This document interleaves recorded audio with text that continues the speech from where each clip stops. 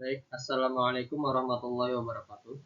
Perkenalkan, nama saya Muhammad Rifaldi Saputra dengan NIM 2410611310068. Di sini saya akan mempresentasikan tugas dari mata kuliah Konservasi Sumber Daya Hutan dengan judul materi Habitat Konservasi.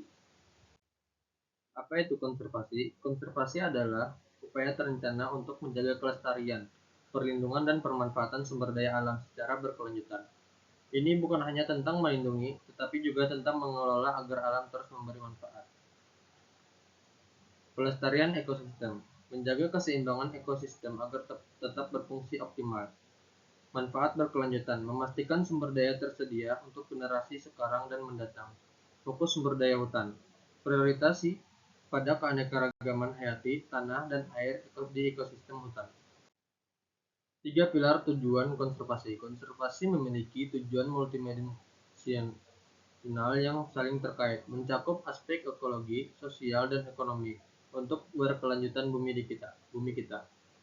Pada aspek sosial, menjamin keberlanjutan fungsi hutan bagi kehidupan manusia, menyediakan ruang edukasi, penelitian, dan pelestarian budaya. Pada aspek ekologis, menjaga keseimbangan ekosistem global, melindungi keanekaragaman hayati, flora dan fauna. Pada aspek ekonomi, memastikan pemanfaatan sumber daya alam yang lestari, mendukung kesejahteraan masyarakat tanpa merusak lingkungan. Sejarah konservasi global, dari perlindungan hingga keberlanjutan.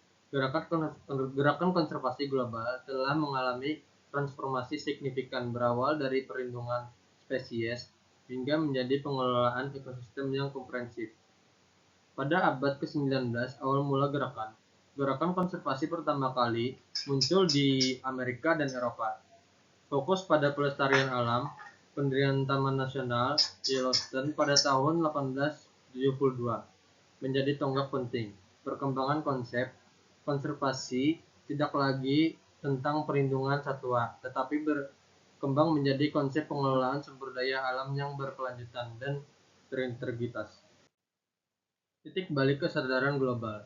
Konservasi internasional menjadi katalisator utama dan meningkatkan kesadaran global tentang pentingnya konservasi dan pembangunan berkelanjutan.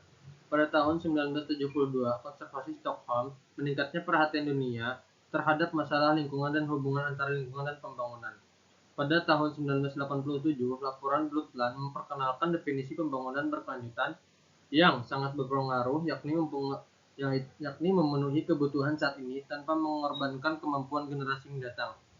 Kemudian pada tahun 1992, KTT Bumi Rio de Janeiro, Agenda 21 dan Konvensi Keanekaragaman Hayati lahir, mendorong komitmen global untuk keberlanjutan.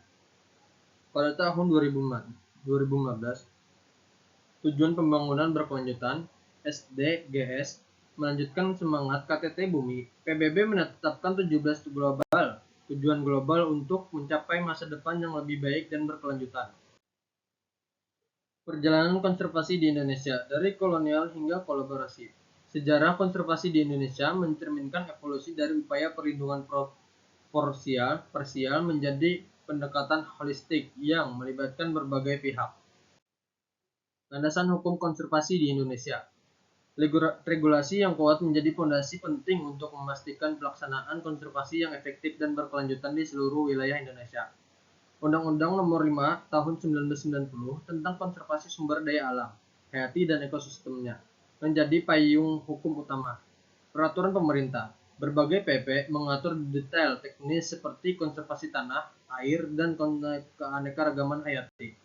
Hukum adat. Peran penting hukum adat dalam pengelolaan dan perlindungan wilayah adat serta sumber daya alam di dalamnya. Tantangan konservasi di Indonesia. Meskipun memiliki landasan yang kuat, implementasi konservasi di Indonesia menghadapi berbagai tantangan kompleks yang memerlukan solusi inovatif dan kolaboratif. Tantangan pertama yaitu deforestasi dan degradasi lahan. Perluasan lahan pertanian, pertambangan, dan pembangunan infrastruktur. Tantangan kedua yaitu perburuan liar, perdagangan, dan perdagangan ilegal. Ancaman serius bagi spesies langka dan keanekaragaman hayati. Ancaman ketiga yaitu perubahan iklim, dampak pada ekosistem pesisir, laut, dan hutan serta pola cuaca yang ekstrim. konflik manusia satwa, tekanan terhadap habitat satwa liar, dan dampak masyarakat lokal. Strategi masa depan konservasi di Indonesia. Untuk mengatasi tantangan konservasi di Indonesia, bergerak menuju strategi yang lebih terintegritas, partisipatif, dan berbasis inovasi. Penguatan partisipasi masyarakat melibatkan masyarakat adat dan lokal dalam pengelolaan hutan dan kawasan konservasi.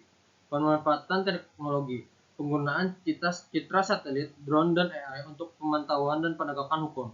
Ekonomi hijau dan ekowisata, mendorong kegiatan ekonomi yang berkelanjutan dan ramah lingkungan. Kerjasama internasional, kolaborasi dengan negara lain dan organisasi global untuk solusi lintas batas. Kesimpulan, konservasi tanggung jawab bersama. Konservasi adalah kunci untuk menjaga keseimbangan ekologi, keberlanjutan ekonomi, dan kesejahteraan sosial. Sejarahnya berkembang dari pelindungan satwa ke pemanfaatan berkelanjutan, dan di Indonesia semakin menekankan kolaborasi.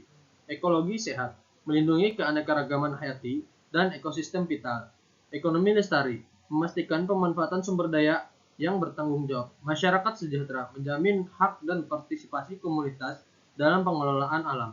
Masa depan bersama, inovasi untuk generasi mendatang agar tetap dapat menikmati kekayaan alam. Mungkin cukup sekian presentasi dari saya. Wassalamualaikum warahmatullahi wabarakatuh.